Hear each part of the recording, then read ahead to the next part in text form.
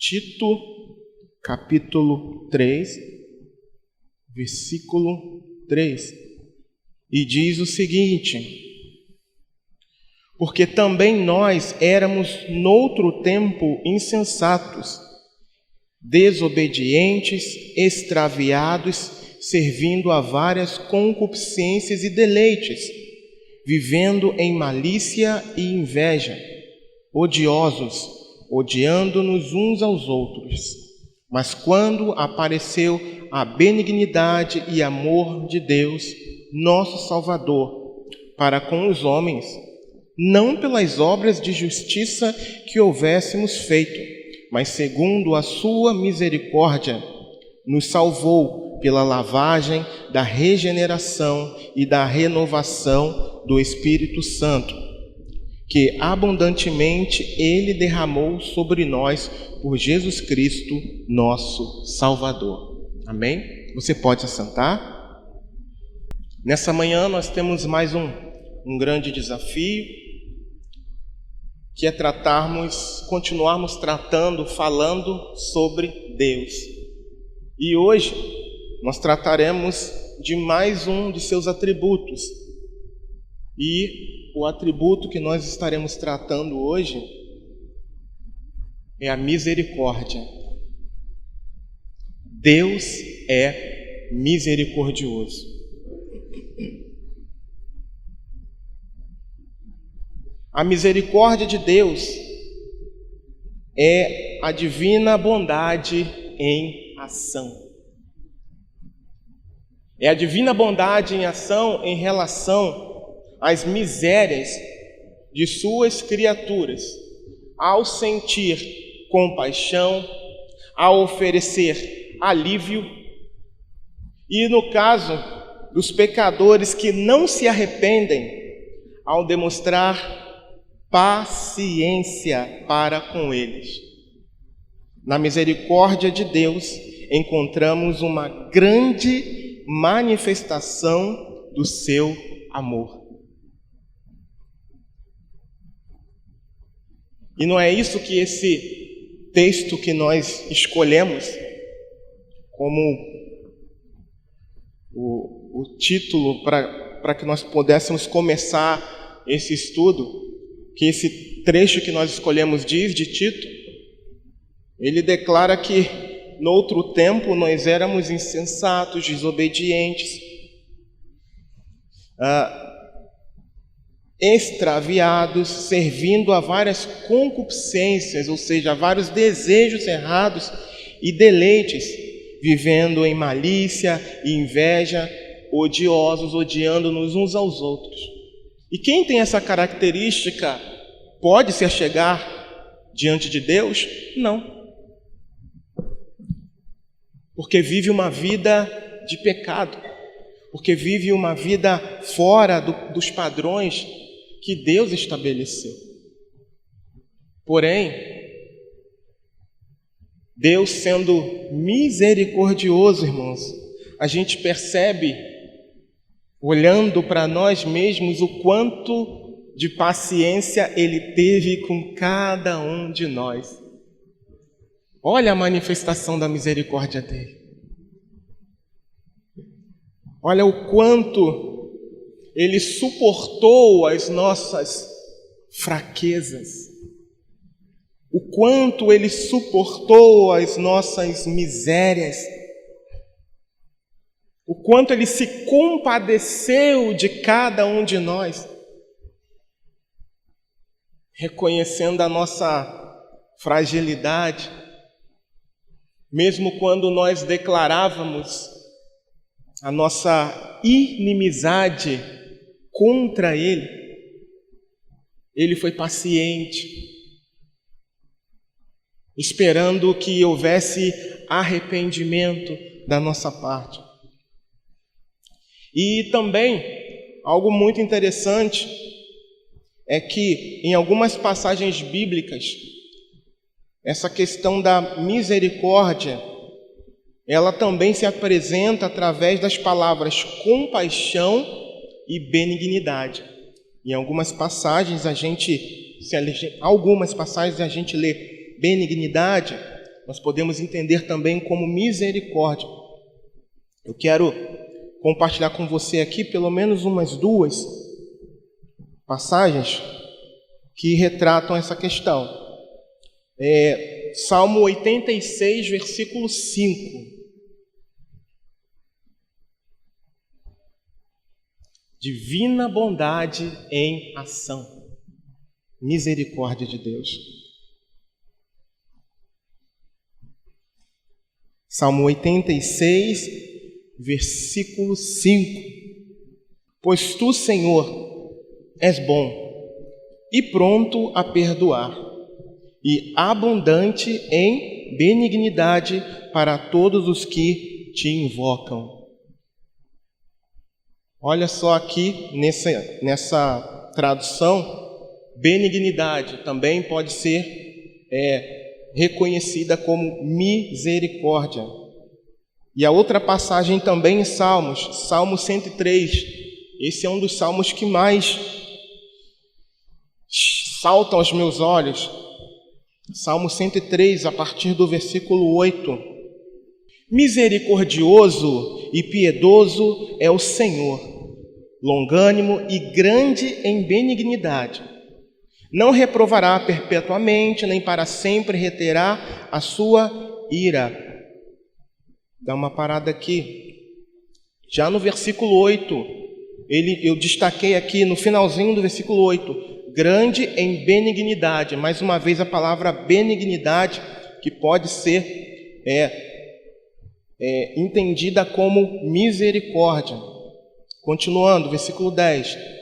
Não nos tratou segundo os nossos pecados, nem nos recompensou segundo as nossas iniquidades. Pois, assim como o céu está elevado acima da terra, assim é grande a sua misericórdia para com os que o temem. Assim como está longe o Oriente do Ocidente, assim afasta de nós as nossas transgressões. Assim como um pai se compadece de seus filhos, assim o Senhor se compadece daqueles que o temem, pois Ele conhece a nossa estrutura, lembra-se de que somos pó. Versículo 13, se compadece, também tem misericórdia. Podemos entender como tem misericórdia. Então a gente pode ver que nesses termos que a gente utilizou aqui, nós podemos compreender que está tratando da misericórdia de Deus. E quão grande é a misericórdia de Deus para conosco. E quão grande é a misericórdia de Deus para com cada um de nós, irmãos. Agora, algo muito interessante é o porquê tratar desse assunto, do porquê compreender esse assunto. Muitas pessoas, elas não se achegam a Deus, primeiro, por conta da acusação do diabo. E porque muito pecaram, elas se acham indignas do Senhor. Na verdade, todos nós somos indignos, mas elas não conhecem, mas elas não percebem que, através de Jesus, o nosso sumo sacerdote eterno, nós podemos nos achegar a Deus. Por conta da manifestação da misericórdia de Deus, através de Jesus, nós podemos nos achegar a Deus. Um novo e vivo caminho, a partir de Jesus, está aberto. E a gente pode entrar com ousadia na presença do Senhor e se derramar diante dele. Olha como é importante reconhecermos a misericórdia do Senhor. Talvez aqui nessa manhã, talvez haja irmãos assim, se sentindo tão indignos que nem ousam a orar ao Senhor.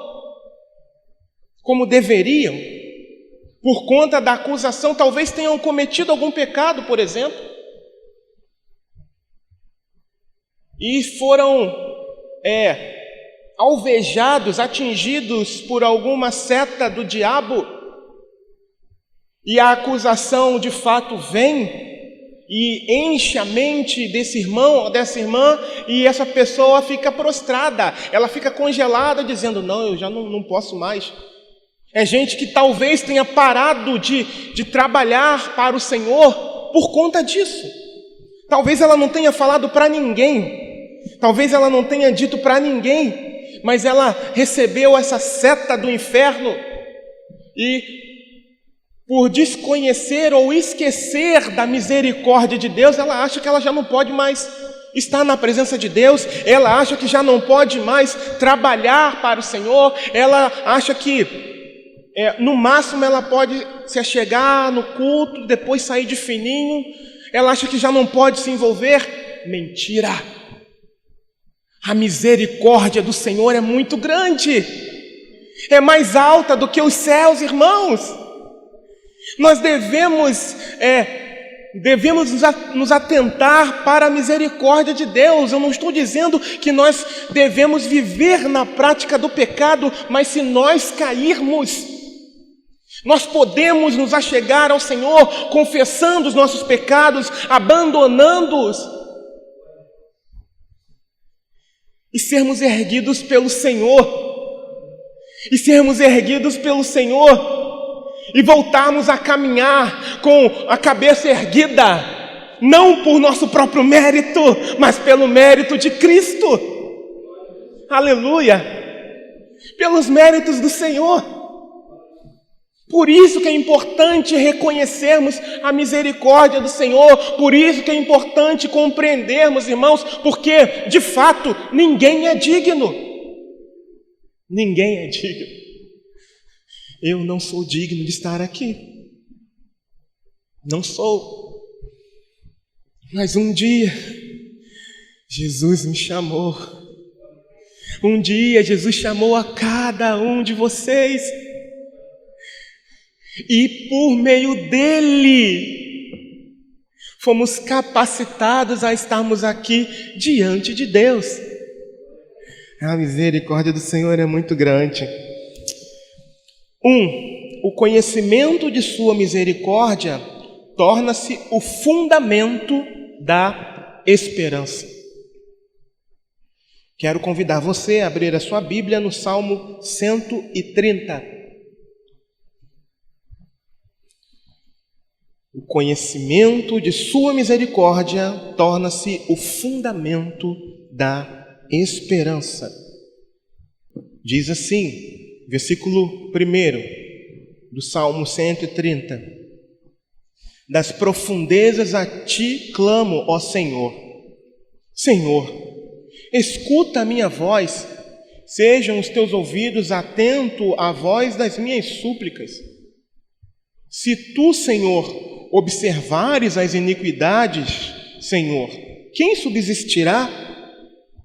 Mas contigo está o perdão, para que sejas temido. Aguardo ao Senhor, a minha alma o aguarda, e espero na sua palavra. A minha alma anseia pelo Senhor, mais do que os guardas pela manhã, mais do que aqueles que guardam pela manhã. Espere, Israel, no Senhor, porque no Senhor há misericórdia, e nele há abundante redenção, e ele remirá a Israel de todas as suas iniquidades. Ele é o fundamento da nossa esperança. Talvez você já tenha me ouvido dizer que eu não confio em mim. Talvez você já tenha ouvido outros amados pregadores, tal como o pastor Alan, pastor Geraldo, os pastores, pastor Marconi, pastor Sandro, pastor Robson, dizendo que nós não poderíamos confiar em nós mesmos. Sim, é verdade. Porque eu confio na misericórdia do Senhor para minha salvação. Eu não confio na Igreja Bíblica Cristã, embora eu faça parte aqui do hall de membros dessa igreja, mas eu confio na misericórdia do Senhor. E nele eu espero, e apenas nele eu espero, irmãos. E é dessa forma que a gente tem que viver, esperando somente nele, na misericórdia dele. Assim como uma sentinela, quem já serviu o quartel sabe, tirando o serviço pela madrugada, fica ansioso pelo sol raiando, porque significa que a noite está indo embora. Nós precisamos ansiar pela misericórdia do Senhor e esperar nele. Porque se nós não esperamos na misericórdia do Senhor, o que vai restar de nós? Porque mais cedo ou mais tarde a gente erra. Mais cedo ou mais tarde nós poderemos tropeçar. E se a gente não conhece, e se a gente não tem como fundamento da esperança a misericórdia de Deus, o que resta para a gente? A acusação, e a gente se permite ser acusado, e a gente não, como nós falamos anteriormente, e a gente não busca a Deus como deveria, com o coração aberto, rasgando o coração na presença de Deus. Porém, nós precisamos entender que a misericórdia do Senhor é imensurável. Por isso podemos esperar nele, podemos ter a esperança. Versículo 4 que eu li aqui, mas contigo, eu destaquei esse versículo, mas contigo está o perdão, para que sejas temido. Outro versículo que eu destaquei também, espere Israel no Senhor, porque no Senhor há misericórdia e nele há abundante redenção. Eu poderia dizer, espere Igreja Bíblica Cristã no Senhor, porque no Senhor há misericórdia e nele há redenção. Olha que coisa maravilhosa, a nossa esperança precisa sempre estar na graça e na misericórdia do nosso grandioso e amoroso Deus. 2. O conhecimento de sua misericórdia torna-se o fundamento da confiança. Salmo 52. Por que te glorias na malícia, ó homem poderoso? Pois a bondade de Deus permanece continuamente. A tua língua intenta o mal, como uma navalha amolada, traçando enganos. Tu amas mais o mal do que o bem, e a mentira mais do que o falar a retidão. Amas todas as palavras devoradoras, ó língua fraudulenta. Também Deus te destruirá para sempre, arrebatar-te-á e arrancar-te-á da tua habitação e desarraigar-te-á da terra dos viventes. E os justos o verão e temerão, e se rirão dele, dizendo: eis aqui o homem que não pôs em Deus a sua fortaleza, antes confiou na abundância das suas riquezas e se fortaleceu na sua maldade.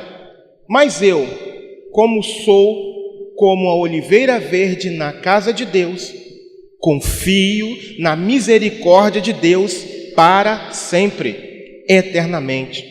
Para sempre te louvarei, porque tu o fizeste, e esperarei no teu nome, porque é bom diante de teus santos. Eu posso confiar. Eu posso confiar nele. Eu posso confiar em Deus para minha salvação. Eu posso confiar, eu posso esperar. O primeiro ponto, eu posso esperar pela misericórdia de Deus. E o segundo ponto aqui, eu posso confiar na misericórdia dele, irmãos. Eu posso. Porque ele é grande, é abundante em misericórdia. E outro texto também que me saltou aos olhos, dentro desse segundo ponto aqui, está lá em Efésios. Por favor, Efésios no capítulo 2.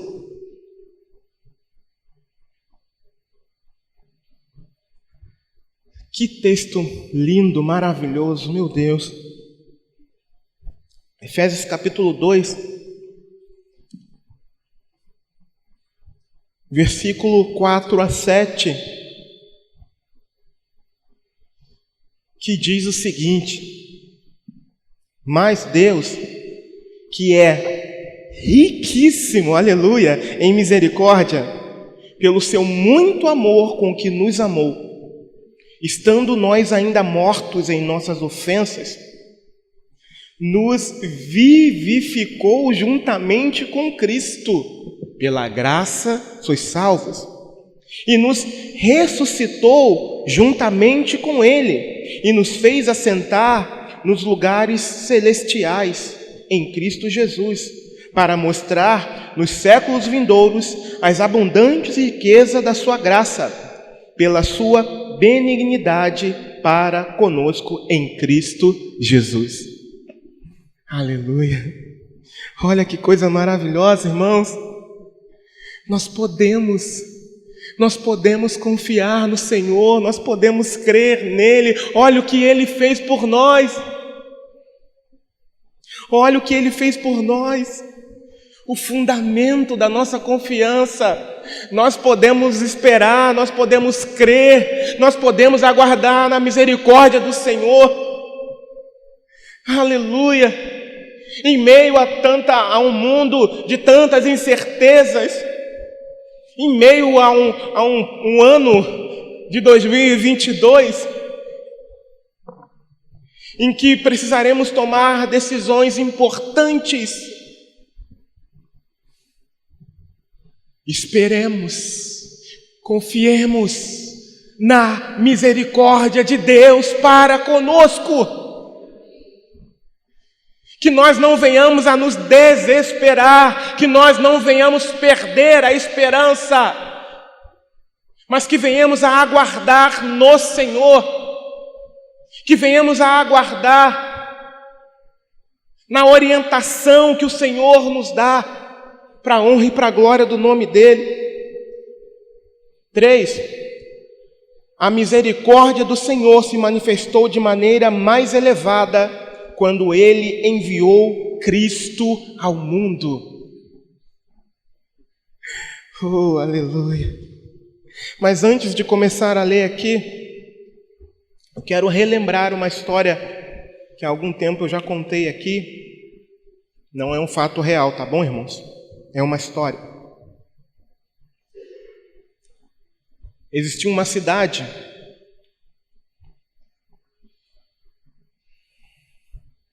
em um determinado país, uma cidade muito pacata, as famílias viviam muito e muito bem.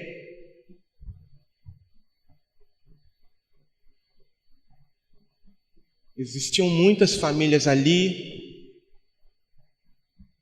porém algo chama a atenção daquela cidade quando uma criança é raptada.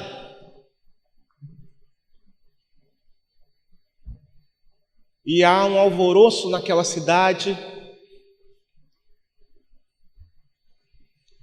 E as pessoas começam a ficar muito inquietas quando de repente se descobre um corpo de uma criança a poucos quilômetros da saída daquela cidade. Ela havia sido morta. E como era uma cidade pequena, as pessoas não estavam acostumadas, ficaram muito assustadas.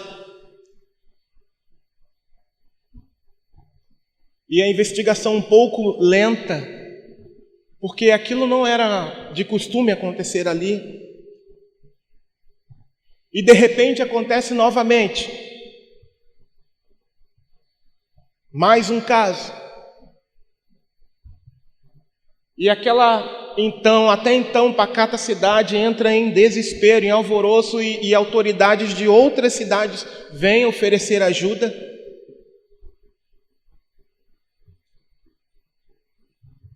Para se encontrar o culpado.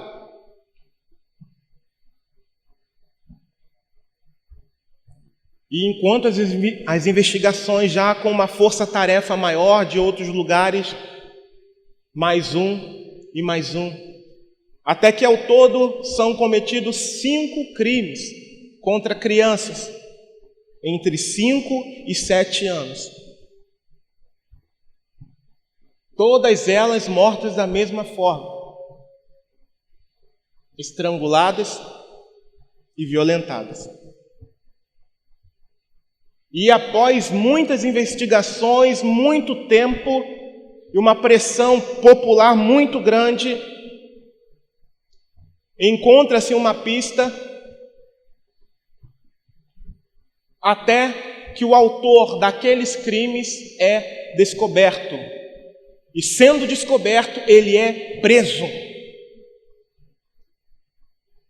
E um sentimento de alívio e revolta toma conta daquela cidade e das cidades vizinhas também, que tomaram conhecimento do caso. E aquele homem vai a julgamento. E diante do julgamento, por ocasião do julgamento, aquele homem confessa todos os crimes.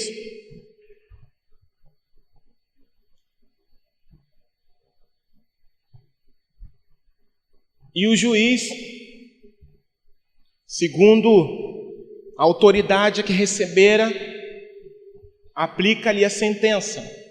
E naquela cidade, naquele país, a sentença era uma sentença de morte. Ele fora condenado à pena capital. Aquele homem seria morto por conta dos crimes que havia cometido. A pergunta que eu faço para nós essa manhã foi a mesma pergunta que eu fiz da outra vez. Esse juiz, ao determinar a morte desse homem, foi justo ou injusto?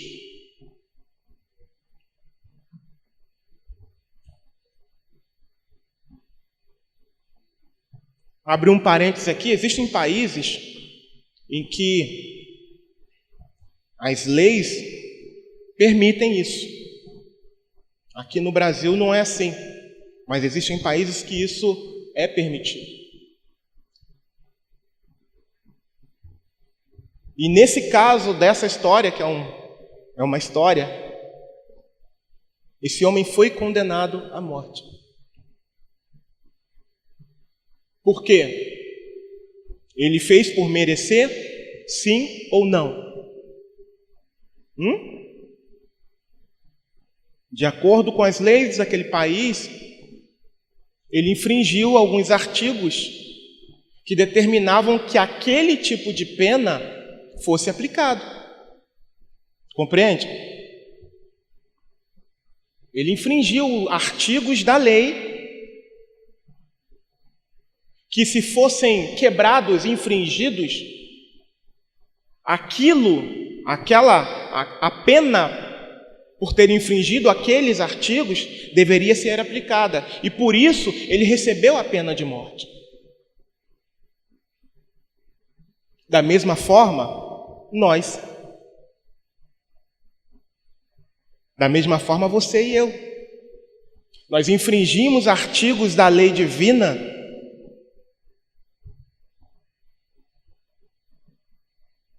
que clama para que todo o infrator morra. Todo o infrator precisa morrer. Por quê? Deus estabeleceu leis. E a gente cita aqui textos que a gente já conhece. Romanos, por exemplo, todos pecaram e destituídos estão da glória de Deus. Mais o salário do pecado é a morte. Mas não para por aí, né?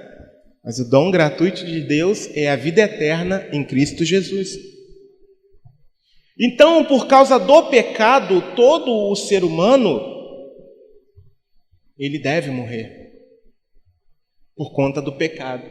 Assim como esse homem, dessa breve ilustração, era merecedor naquele país, naquela localidade, daquela pena, por ter infringido os artigos da lei daquele país, nós também infringimos a lei de Deus. E a pena é a morte, e morte eterna. Agora imagina só, se enquanto o juiz estivesse lendo a sentença daquele homem, ele de repente interrompesse e dissesse: excelentíssimo, eu gostaria de dar uma palavra. E surpreso o juiz: tudo bem, vai morrer mesmo, pode falar. E ele começasse a contar uma história muito triste. Eu gostaria que o excelentíssimo me ouvisse por algum tempo. Desde pequeno, eu vivo numa família desestruturada. A minha mãe trabalhava na noite. Eu nunca tive o carinho da minha mãe. O meu pai era alguém que estava fora dos padrões da sociedade, não me deu uma boa educação. Aliás, o que ele me dava eram muitas surras, muitas vezes eu fui espancado. E por essa questão, eu fiquei sozinho durante muito tempo e também sofri abusos. Talvez tenha sido por isso que eu sentisse prazer, esse homem dizendo, nessas práticas que eu tive. Então, baseado nessas coisas, será que o Senhor, que o Excelentíssimo, não poderia se compadecer de mim e me dar uma outra chance? Ao invés de determinar a minha morte, me dar uma outra chance? Esse é o segundo caso. O juiz olha para ele e diz: tudo bem, eu vou te dar mais uma chance. Eu simplesmente vou te liberar, mas você não fica mais na cidade. E bate o martelo e absolve aquele homem. Esse juiz continuaria sendo um juiz bom, um juiz justo? Sim ou não? Não. Por quê? Por causa dos artigos da lei. E Deus, da mesma forma, irmãos. Por que a gente parou aqui no tópico 3, antes de continuar lendo? Porque Deus, ele não age dessa forma. Como essa pequena ilustração desse homem. Caso esse juiz fosse um juiz corrupto, esse homem pediu clemência, né, contou uma história triste para que fosse liberado. E o juiz concordou em liberá-lo. Tudo bem, vai embora. Ele não aplicou aquilo que determinava a lei, devido aos crimes que aquele homem havia cometido. E tem muita gente que acha que Deus tem que fazer assim. Só que Deus não é assim. Deus é justo. Então, como é que Deus, eu já comentei sobre isso, salva alguém que é digno de morte. Isaías, capítulo 9, versículo 6. Aqui começa a esperança da humanidade. Ou melhor, aqui é a profecia, né? Não começa, já começa desde Gênesis. Mas aqui é a profecia de um profeta messiânico sobre a esperança de uma humanidade perdida. Relembrando aqui o tópico 3, a misericórdia do Senhor se manifestou de maneira mais elevada quando Ele enviou Cristo ao mundo. Foi cantado aqui hoje. Diz assim: porque um menino nos nasceu, um filho se nos deu, e o principado está sobre os seus ombros, e se chamará o seu nome, Maravilhoso, Conselheiro, Deus Forte, Pai da eternidade e Príncipe da paz. Aleluia. O maior presente de Deus, irmãos, não foi apenas para o povo hebreu, mas foi para toda a humanidade. A maior evidência, a mais elevada evidência da misericórdia de Deus foi Ele ter enviado o seu Filho para pagar no nosso lugar. Porque Deus simplesmente não me pegaria se eu contasse uma historinha triste para Ele. Ah, Deus, eu vivi assim, assim, assim. Tá bom. Não! A lei deve ser cumprida. Ela tem que ser cumprida. E ela foi cumprida. Ela não deixou de ser cumprida, porque Deus é justo. E aqui começa a profecia dizendo que um menino viria. E quem era esse menino? Jesus, o Cordeiro Santo de Deus, que tira o pecado do mundo. Essa é a maior prova da manifestação da misericórdia de Deus, porque toda a humanidade, todo o povo andava em trevas. Mas a partir do momento em que Jesus veio ao mundo, a luz brilhou mais forte. A luz corrompeu a escuridão. Porque Jesus veio ao mundo com uma missão: desviar-nos da ira de Deus, nos comprar novamente para Deus. E essa é a maior prova da misericórdia de Deus. Olha o nível de misericórdia de Deus, o maior presente para com cada um de nós, irmãos, para com todo aquele que nele crê. Lucas capítulo 1, versículos 78 e 79. Lucas 1, 78 e 79. Diz o seguinte: pelas entranhas da misericórdia do nosso Deus, com que o Oriente do Alto nos visitou, para iluminar aos que estão assentados em trevas e na sombra da morte, a fim de dirigir os nossos pés pelo caminho da paz. Oh, aleluia! Olha a misericórdia em ação. Jesus vindo e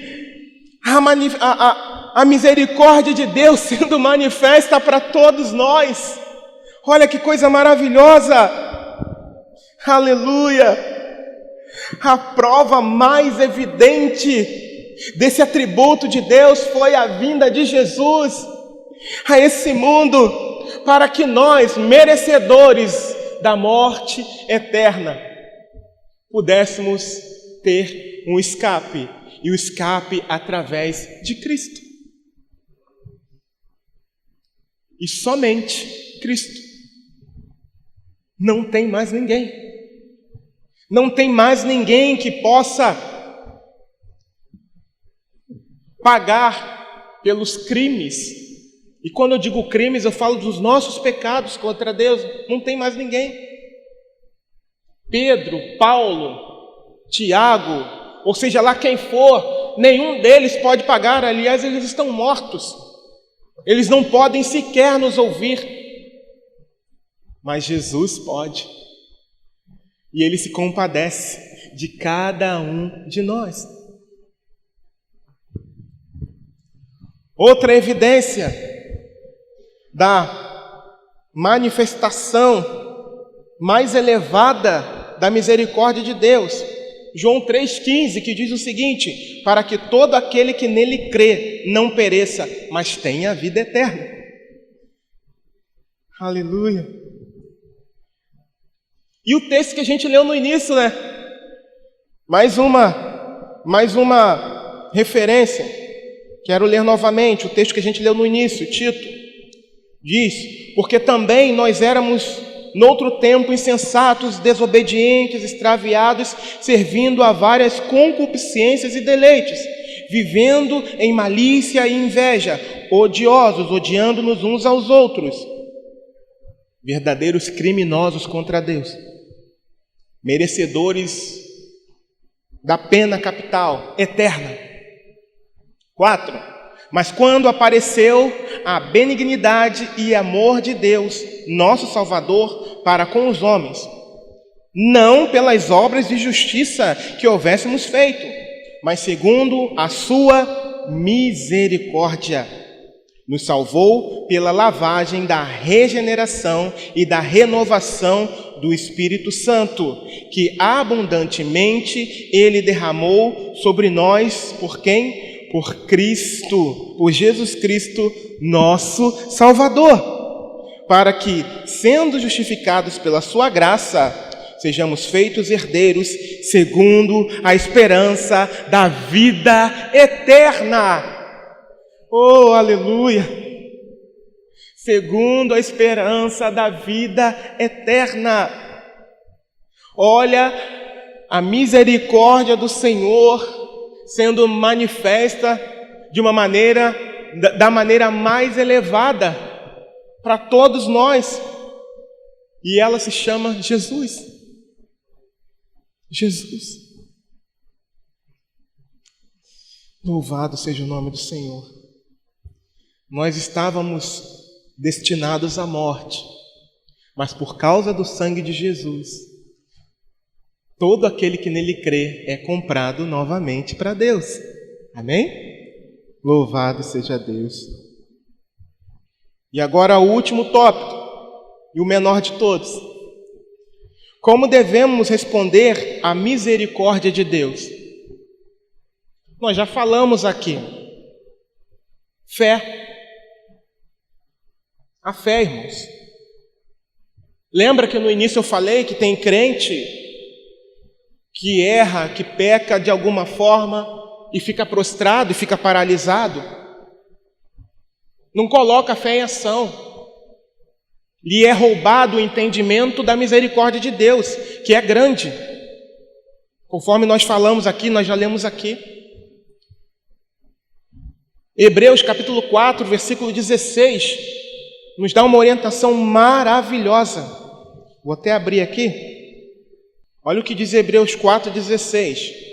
Cheguemos, pois, com confiança ao trono da graça, para que possamos alcançar misericórdia e achar graça, a fim de sermos ajudados em tempo oportuno. Mas como é que eu vou chegar com confiança diante do trono da graça? Versículo 14, vamos lá. Visto que temos um grande sumo sacerdote, Jesus, Filho de Deus, que penetrou nos céus, retenhamos firmemente a nossa confissão, porque não temos um sumo sacerdote que não possa compadecer-se das nossas fraquezas, porém, um que, como nós, em tudo foi tentado, mas sem pecado. Nós temos a Cristo.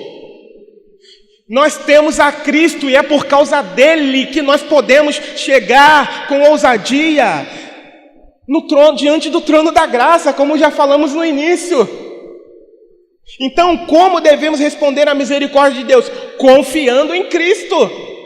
confiando na obra que Cristo fez. Confiando, irmãos. Irmãos, se eu desse ouvidos à voz do diabo, eu não teria me convertido. Mas pela misericórdia e graça do Senhor, eu pude ignorar. E ao ignorar eu fui orar. E ao orar eu fui perdoado, justificado pelo Senhor. E da mesma forma a cada um de nós. E por que eu estou repetindo isso? Porque talvez tenham pessoas aqui nessa manhã, ou talvez pela internet, que tenham caído fisicamente ou mentalmente, e se permitiram aprisionar pela mentira, pelo engodo do inferno, dizendo que porque você pecou, ou porque você pensou, ou porque você vive pensando nessas coisas, não há mais perdão para você, porque um dia você levantou a mão e aceitou Jesus, porque um dia você foi batizado. Isso é uma mentira. A misericórdia do Senhor é grande. Deus é riquíssimo em misericórdia, como nós lemos aqui. Então não fique prostrado em nome de Jesus. Erga-se do chão em nome de Jesus. O Espírito Santo está dizendo: levanta. Está estendendo a mão para você, meu irmão, minha irmã. Lembre-se da misericórdia de Deus.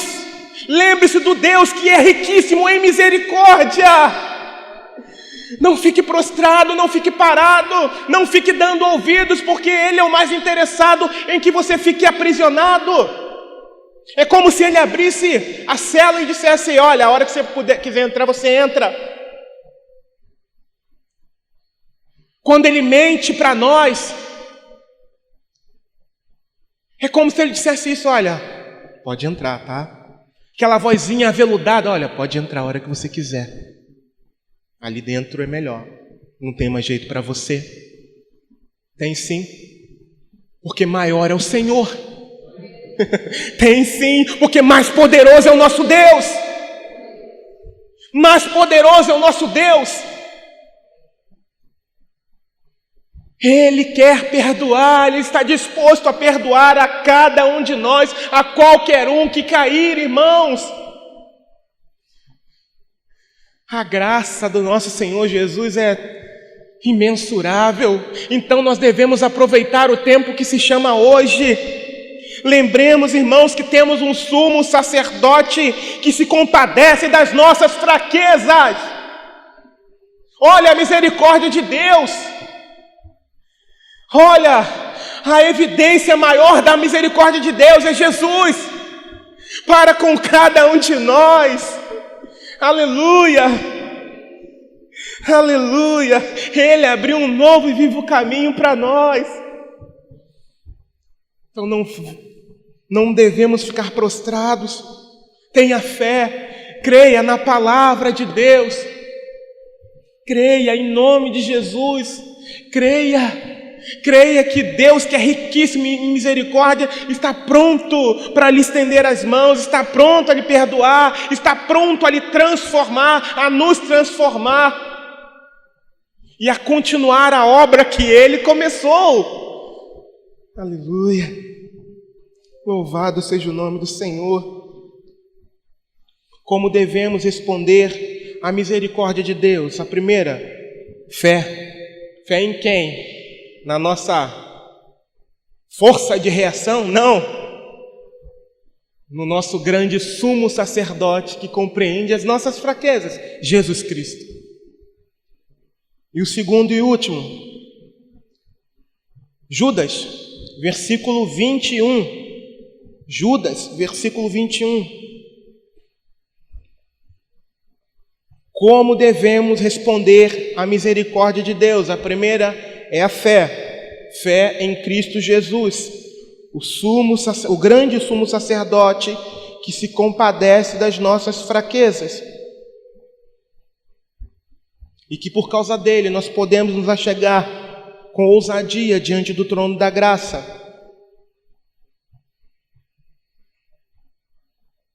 E o segundo item, versículo 21, conservai-vos a vós mesmos no amor de Deus, esperando a misericórdia de nosso Senhor Jesus Cristo para a vida eterna. Devemos estar no caminho do Senhor. Devemos perseverar no caminho da salvação. Nós não podemos brincar com o pecado. Nós não podemos flertar com o pecado. É bem verdade que a salvação, é muito importante dizer isso, é pela graça por meio da fé, não vem por meio de obras. Mas uma vez estando salvos, nós precisamos viver uma vida de santificação, sem a qual ninguém verá a Deus, conforme diz a palavra do Senhor. Então que vivamos uma vida digna desse chamado que cada um de nós recebeu. Devemos nos conservar no mundo podre, sujo, onde é muito fácil errar o alvo, onde é muito fácil nos desviarmos da fé. Nós devemos nos conservar. Como nos conservar? Congregando, lendo a palavra, tendo uma vida digna, uma vida diligente de oração, praticando o amor, o serviço na casa do Senhor, o amor uns para com os outros. Conservai-vos a vós mesmos no amor de Deus. Fazendo o quê? Esperando a misericórdia de nosso Senhor Jesus Cristo para a vida eterna. Devemos aguardar, irmãos, com o coração vibrante, a vinda do Senhor Jesus. A cada notícia que a gente considera ruim, humanamente falando, que a gente ouvir, que a nossa alma venha se exultar na presença do Senhor, porque a gente sabe que mais próximo está o Senhor. Tenhamos fé, creiamos na graça e na misericórdia do Senhor, que venhamos a nos conservar na presença do Senhor, diante do Senhor, no caminho do Senhor, para que não sejamos pegos de surpresa. Se não me engano, na quarta-feira o pastor Alan comentou sobre isso aqui. Lembremos das virgens, 5 prudentes e 5 nécias. Precisamos ser como essas 5 virgens prudentes, guardando a palavra, sendo cheios do Espírito Santo, para que quando vier o grito, aí vem o noivo, estejamos conservados no Senhor e entremos às bodas para com Ele. Então, em nome de Jesus, nessa manhã, que ninguém aqui venha duvidar da misericórdia de Deus. E se Satanás tem soprado no ouvido de alguém aqui, eu repreendo na autoridade do nome de Jesus. E que a partir de hoje, na autoridade do nome de Jesus, que você creia que Deus é riquíssimo em misericórdia. Dobre os seus joelhos, rasgue-se na presença do Senhor, porque tem perdão de Deus para você, sim, em nome de Jesus, amém? Aleluia, louvado seja Deus. Pai, nós te agradecemos, ó Deus amado, nessa manhã que tratamos, ó Senhor, de uma forma tão simples, ó Senhor amado, sobre a tua misericórdia, relembrando que o Senhor é riquíssimo em misericórdia, Pai. Muito obrigado, Deus. Muito obrigado, Senhor amado, por nos relembrar disso, Pai.